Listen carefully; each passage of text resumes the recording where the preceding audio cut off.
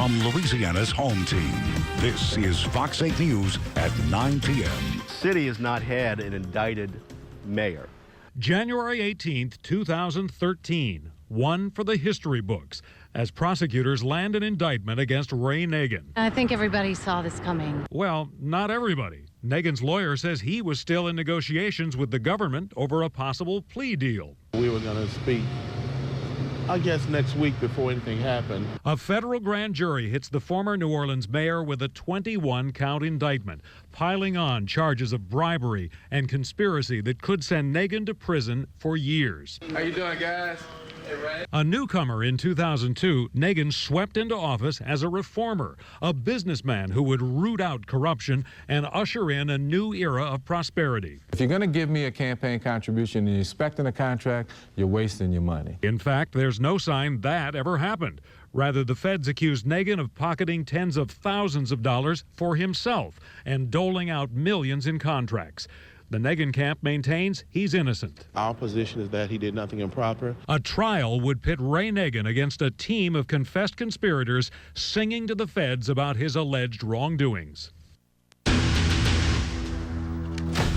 Good evening, I'm John Snell. And I'm Lee Zurich. The feds come out swinging against former Mayor Ray Nagin in a 21-count indictment. Prosecutors accuse Nagin of accepting payoffs, free trips, and other arrangements. Today's indictment charges him with conspiracy, depriving the public of honest services, 6 counts of bribery. Charges alone that, if convicted, could have Nagin facing years in prison, as we'll show you in a few minutes, and have him paying hundreds of thousands of dollars in fines. Prosecutors also accuse Nagin of filing false income tax returns, money laundering, and wire fraud, which hold some of the toughest punishments. As we bring you 90 minutes of expanded coverage tonight, we start with Ray Nagin's attorney maintaining his client is innocent. Yeah, Robert Jenkins says he was surprised by today's indictment, but Nagin will fight the charges against him. Meg Gatto has the story. Robert Jenkins says he's been in talks with prosecutors for quite some time about the case they've been building against Ray Nagin. Both sides had another meeting scheduled, so Jenkins was caught off guard when a federal grand jury indicted the former mayor this morning. We had some conversation with the government that we were going to speak, I guess, next week before anything happened. And what happened today was totally a surprise in terms of an indictment. Fox 8 legal analyst Joe Brisponti says he finds that hard to believe. Everybody around town was talking about it coming, the next couple of days. So I know Robert had to have some thought about that, so I really don't get that. Nevertheless, Jenkins says he and Nagin will proceed to trial, although he's not totally ruling out the idea of a plea deal. In fact, Jenkins thinks the government will use Nagin's 2 sons to try to get him to sign a deal. There's always been this indication about whether or not the children or sons were going to be indicted. So at this point, they're not. And of course, that's going to be something that the government will probably say, look, we didn't indict them, will you come in? As for the evidence laid out in the indictment that former business associates allegedly gave Nagin bribes, Jenkins says, consider the source. Well, you have to look at what they're getting out of it. Jenkins says Nagin feels confident that his name will be cleared. He was in good spirits. He said, I did nothing wrong, and I'm going to defend myself. Meg Gatto, Fox 8 News. Jenkins says he still plans on speaking with the government in the near future about the case, but in the meantime, he's well prepared and will continue to gather evidence in anticipation of a trial. While Nagin won't likely serve the full time if convicted on the charges, here's a look at the punishment each charge carries. Count 1, conspiracy to commit bribery and honest services wire fraud, holds a maximum 5 years in prison, a $250,000 fine. Counts 2 through 7, the bribery charges, each of them carry 10 years in prison and a $250,000 fine. On wire fraud, counts 8 through 16, those hold actually the largest penalties, a maximum 20 years in prison, as well as $250,000 fine. Count 17, money laundering conspiracy, Nagin faces up to 10 years and a $250,000 fine. And then finally on counts 18 through 21, dealing with filing false tax returns, allegedly, each count holds a maximum 3 years in prison and a $100,000 fine. Our sources were fairly certain a significant development in this case would come this week. Those sources thought the sides would reach a plea deal, expected it to come Monday. and then possibly later in the week. But Nagin would never agree to the feds' terms, so today they turned to a federal grand jury, which handed up a 21-count indictment. Ray Nagin ran across these men during his time as mayor of New Orleans. He traveled with some, had meals, even considered at least one a friend. These same men could put the former New Orleans mayor in federal prison, possibly for more than a decade, if a federal jury finds Nagin guilty. A federal grand jury handed up a 21-count indictment. A unanimous 22 grand jurors said prosecutors showed them enough evidence to indict, hitting Nagin with 1 count of conspiracy, 6 counts of bribery, 9 counts of honest services wire fraud, 1 count of money laundering conspiracy, and 4 counts of income tax evasion. The indictment is lengthy, 25 pages, but to sum it up, the feds allege Nagin used the power of his office, the powers of awarding contracts, and giving favorable treatment. In return, prosecutors say these men gave Nagin bribes and kickbacks by check, cash, granite, wire transfers, personal services, and free travel. If this case goes to trial, the 2 most significant witnesses will be former city vendors Frank Ferdella and Rodney Williams. Both have pleaded guilty in federal court. Prosecutors say Ferdella gave Nagin $50,000 while Nagin was still mayor and hired him as a consultant once Nagin left office, paying him an additional $112,000. Ferdella also says he gave Nagin free granite for Stone Age LLC, the granite company Nagin formed with his 2 sons. In return, prosecutors say Ferdella received favorable treatment. He was awarded 3 contracts during Nagin's term in office. Rodney Williams and his company, Threefold Consultants, also were awarded lucrative contracts during Nagin's term. Williams says he paid Nagin $60,000. Nagin also allegedly received free travel from city vendors Mark St. Pierre and Aaron Bennett. They allegedly paid for him to go to Jamaica, Las Vegas, Chicago, and Hawaii. Nagin also received a $23,000 trip to New York City by an unknown businessman. The government says in return, Nagin waived past due taxes the businessman owed. The indictment doesn't reveal the businessman, but says he owned a theater in New Orleans East. And the government says Nagin failed to pay $500,000 in income taxes, falsely reporting his returns from 2005 to 2008. In the indictment, the government makes its case for a conspiracy by showing how Nagin tried to hide meetings with some of the co-conspirators mentioned in the indictment. Back in 2009, I requested Nagin's calendar and emails from 2008, the time period he received many of the alleged payments from the city vendors. He refused to hand over the calendar and emails. I sued. He tried to hand over a version of the calendar where most of his meetings were blacked out. The indictment says in February of 2009, Nagin produced a redacted version of his appointment calendar in response to that public records request, which concealed his relationship with the co-conspirators.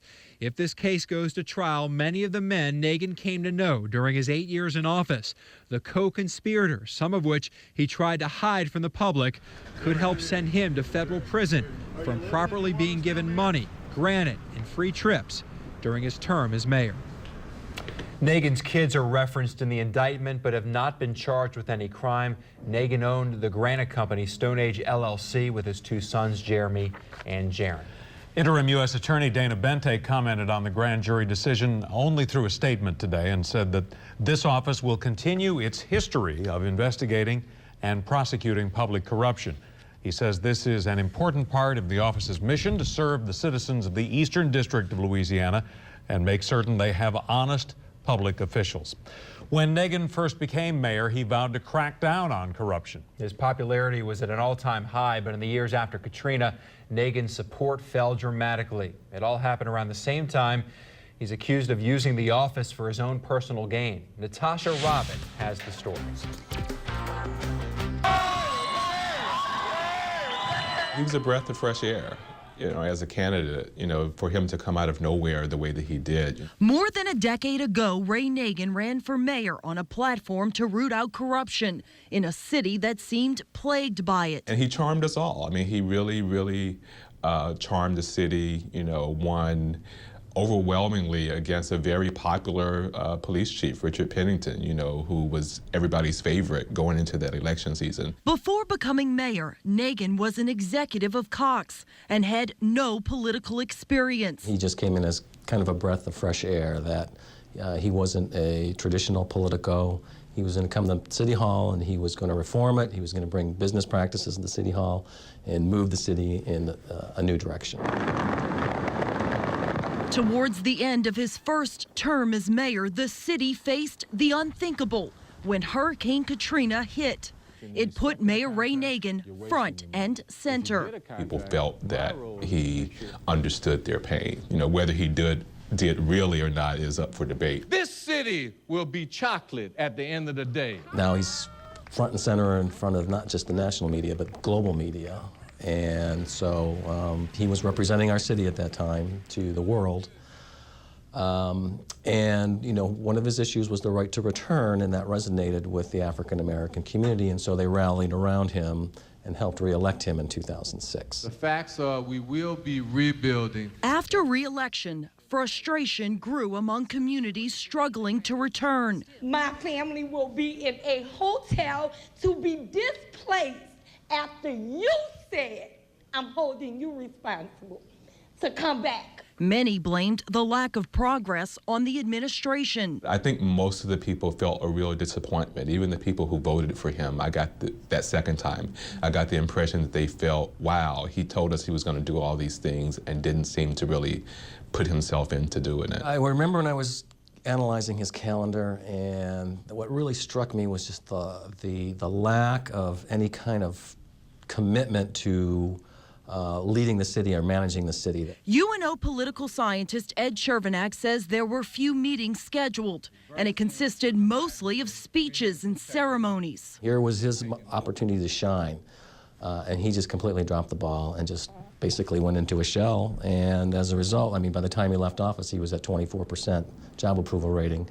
And so, you know, you're at that point, he was probably the most unpopular and most reviled public official in America when he left office. I wish that he had just decided to step aside. I mean, we all wish that now, given that he's the first mayor in the history of the city to be indicted. Nagin is being accused of lining his pockets with bribe money and payoffs between December of 2004 till present. Most of what he's accused of allegedly took place in 2007. His legacy is one of being probably the most incompetent mayor in New Orleans' modern history. And if he's found guilty, then not only will he have an incompetent administration, but it will be noted as a corrupt administration as well. Ed Chervenak calls this a sad day for the city. He also says the indictment will send a message to others in office and candidates in the future that corruption is no longer tolerated in New Orleans. Lee? All right, reaction from the public ranges from disgust and anger to sorrow and disappointment. Yeah, shoppers outside a Mid-City grocery store actually lined up in the parking lot to sound off when we arrived there tonight to find out what people think. To be really truthful with you, I think most of the politicians in Louisiana are corrupt, and he just bought into the whole situation. Chief Pennington, that's who I voted for in the beginning. If we'd have gotten him, he was cleaning up crime, and he would have gotten this city straight as a mayor. That's the way I feel about it. Kind of mixed emotions on that, but you know, you reap what you sow, you know, and I tell you, you know, that's from what was going on, you know, after the hurricane and everything, you know, I really felt that he let the city down. Somebody comes in, you think that they have the goods to do the job, and then it turns out just another crook.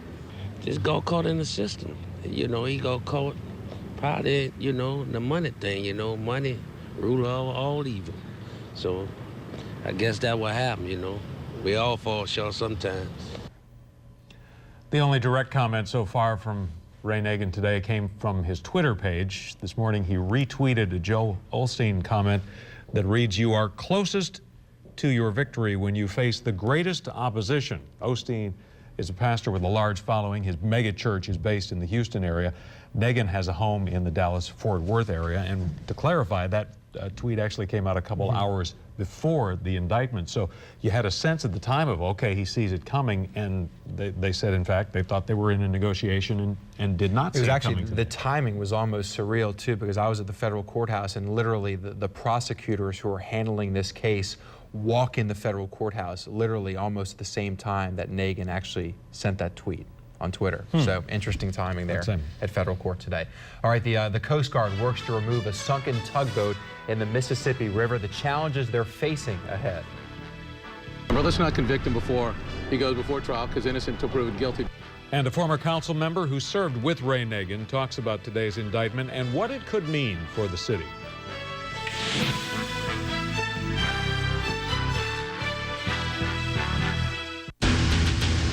Mayor Mitch Landrieu responded to the news of Ray Nagin's indictment in a statement. He says, quote, "This is a sad day for the city of New Orleans. Today's indictment of former Mayor Ray Nagin alleges serious violations of the public's trust.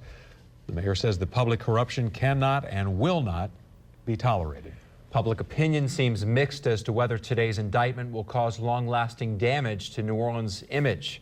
Sabrina Wilson continues our coverage. As a two-term mayor of New Orleans, Ray Nagin served with various council members. One of them was Jay Batt. I think it's sad for our city and Black Eye, and we're going to be the brunt of a lot of jokes for, you know, the corruption that we've had in the city and state for quite some time. Still, Batt, who is no longer on the city council, hopes the city's image won't be battered nationally over the developments at federal court. People recognize that all the people in this community are working really hard to make it a better place, and unfortunately we have some slips like this, but, you know, hopefully we won't see any more in the future. On the streets of the city, the word of Nagin's legal problems spread fast. Yes, I was shocked. I mean, I'm not really surprised with all the stuff that was going around and, you know, all the information that they had given us before. I mean, it's not really a surprise. I think everybody expected it. You know, we've heard about it on national news, and I think everybody saw this coming. And even though Nagin's future is uncertain given the serious charges he faces, people we spoke to believe the city will survive the negative headlines and move forward. I think we're going to be able to move on. I think it's a positive thing that, you know, there's no more supposition and we'll be able to move on. I'm just being prayerful right now for him and his family. Yeah, the city of New Orleans. Let's not convict him before he goes before trial, because innocent until proven guilty, but the feds never bring about these kind of indictments unless they got everything locked up. And soon the former mayor will stand before a judge to answer the charges contained in the indictment. I'm Sabrina Wilson, Fox 8 News. Michael Anderson, special agent in charge of the FBI's New Orleans field office, says this indictment should serve as a reminder to current and former public officials that in the interest of full accountability, the FBI pursues corruption even after an official leaves office. One historian says Ray Nagin will make history as the only New Orleans mayor indicted in modern times. The closest was in 1894. John Fitzpatrick was impeached. His impeachment led to a trial, but the trial exonerated him from all charges. Tulane historian Terrence Fitzmaurice says that Nagin supporters voted for him because they hoped that he would be an improvement over his predecessors. His business experience set him apart. But Fitzmaurice says that Nagin's confidence in his own ability and indifference to public opinion may have led him to believe he was invincible. Ray Nagin, I think, has a quality about him that is flamboyant and buccaneering almost. And so he probably felt comfortable traveling in circles where his power and authority could be used on a personal basis. And certainly mayors across the country, not just in New Orleans, have a certain powerful presence about them, that they can use personal power or constituted power as if it's personal. And that's his downfall. It's not his personal power. It belongs to the people of the city of New Orleans, and he betrayed that if these indictments are true. Fitzmaurice says that history will also judge Nagin for his reaction after Katrina and the loss of control that he had in a crisis. At this point, Ray Nagin must appear in federal court in New Orleans at the end of the month. His arraignment is set for January 31st, 2 in the afternoon. He's scheduled to appear before Judge Ginger Berrigan. We've made it easy for you to read the entire indictment against Nagin. We've posted it for you on fox8live.com. You can also view our past investigations leading up to today's charges. More coming up later, but after all that, you might be ready for a little break. So Super Bowl is a little over 2 weeks away. We'll show you how crews turn downtown buildings into Super Bowl billboards in a flash. And a victory for those who protested body scanners, while the company will soon pull the controversial machines from airports.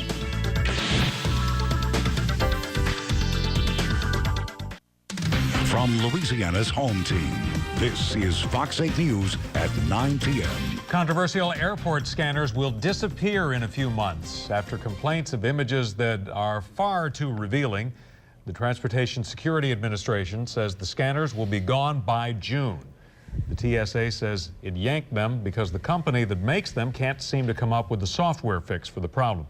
Safety administrators say that they'll keep other airport scanners which produce a generic outline of a traveler's body as opposed to a naked image. The Coast Guard works to find out why a tugboat sank in the Mississippi River, leaking fuel and oil. It happened around 5:30 this morning at mile marker 135 near Laplace. The boat was carrying 4,000 gallons of fuel and 100 gallons of oil. Some of it spilled into the river, but at this point investigators aren't sure how much. Luckily, crew members were able to escape before it sank. The river can be very dangerous, so it's very good that nobody was injured in this, and we're extremely happy about the fact that they were able to get off without actually entering into the river. Cleanup and pollution response teams have started efforts to minimize the environmental impact. The cause of the sinking is still under investigation. The Rex organization files suit against the California Liquor Company. While Rex leaders say the company is trying to rip off a New Orleans tradition. And tonight we're watching the first week of parades. Looking good. No rain. Hail. No, not in Debian. We have that Weather Authority forecast coming up.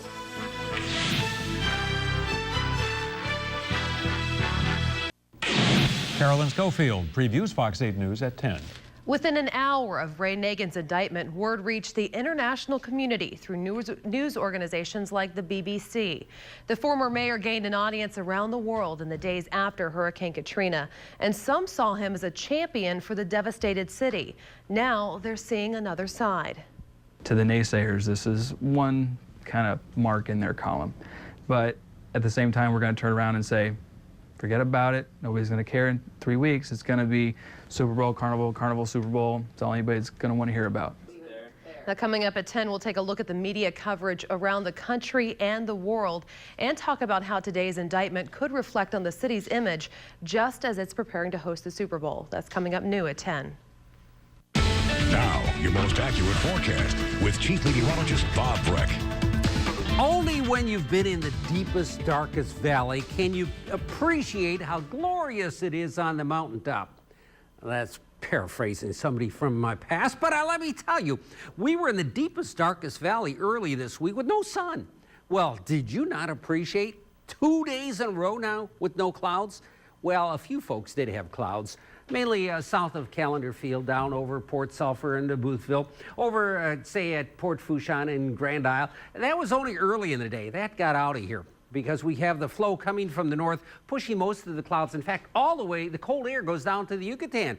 Kind of a fascinating satellite picture when you get the cold air bubbling clouds up, not the cold air, but as that cold air passes over the warmer water over the southern Gulf, it bubbles up these clouds in kind of a neat appearance. I like to show you cloud pictures because sometimes they show you more than clouds. In fact, you see the clouds marching, they're moving up here, but this line is not. That's the leftover snow on the ground across Illinois. None in Indiana or Ohio, Kentucky. Whoa, what do we have here? Snowstorm that came by the other day? Yes, left some snow from Knoxville on across the mountains of Virginia. And if you look closely here, across northern Alabama, yeah, do you see it?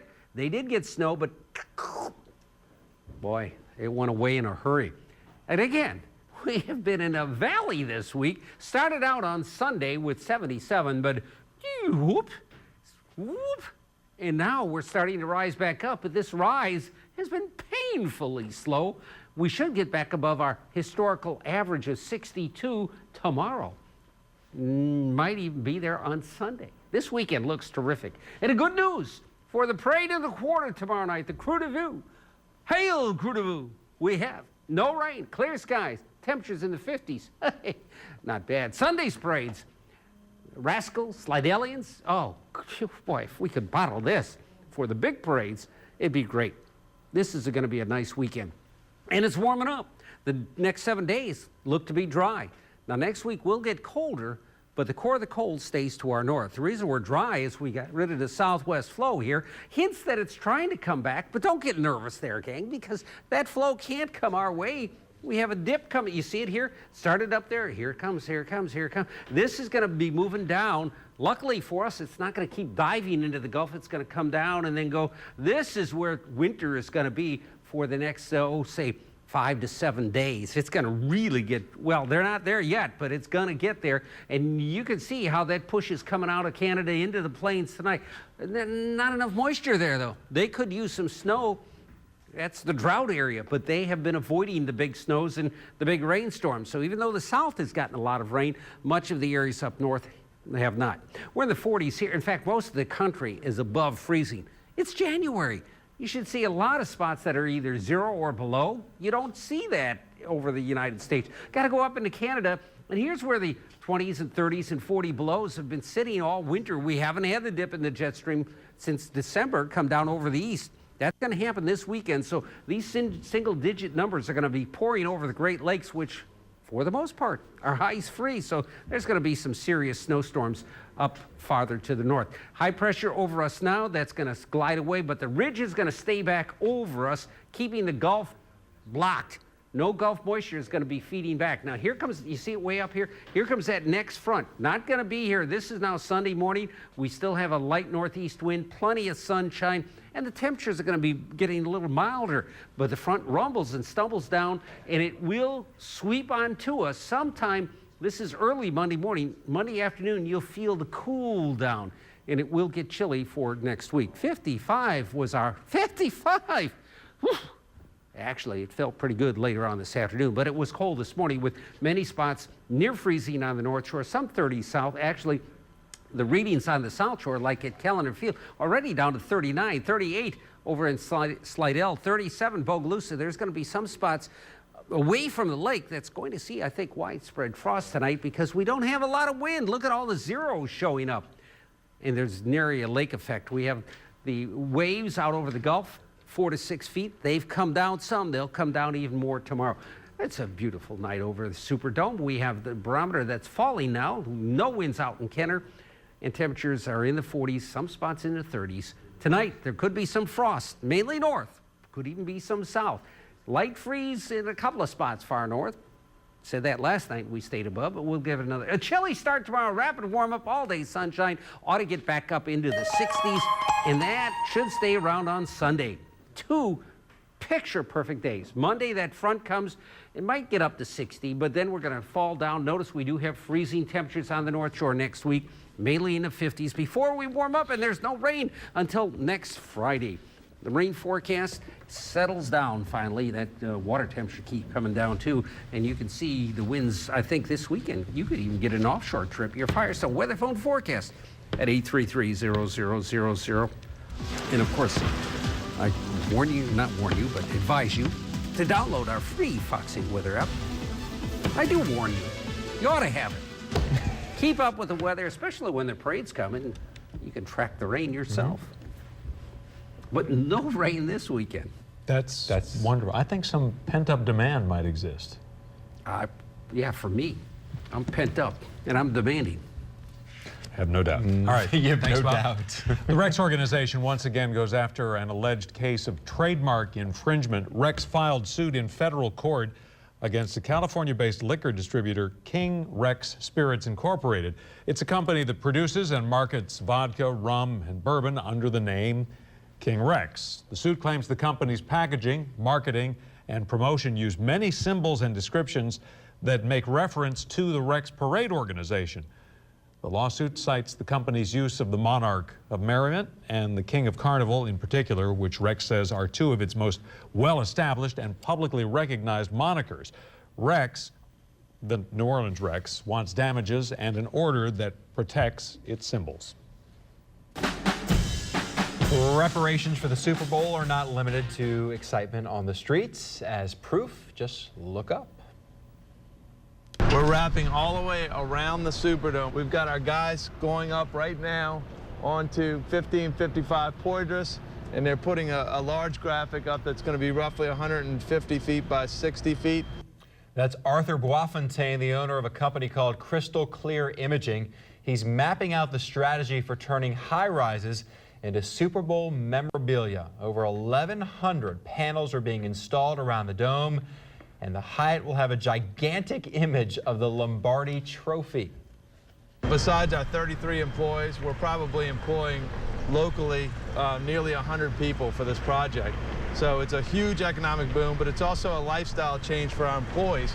Our employees really need to, you know, they tell their families, look, we're going to be gone, we're working 20 hours a day for the next 2 to 3 weeks. Once you put all those stickers up, you have to take them down. Boisfontaine says that means by Wednesday after the Super Bowl, it all has to be ripped off before carnival parades roll. Put you in the spirit and yeah, then get you out of it and put you in the other spirit. Yeah. All right, we have more now on that hostage standoff coming up.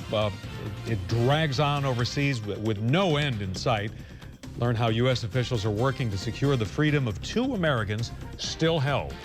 And later we take a comprehensive look at Ray Nagin's career from owner of the brass to mayor of New Orleans to consultant.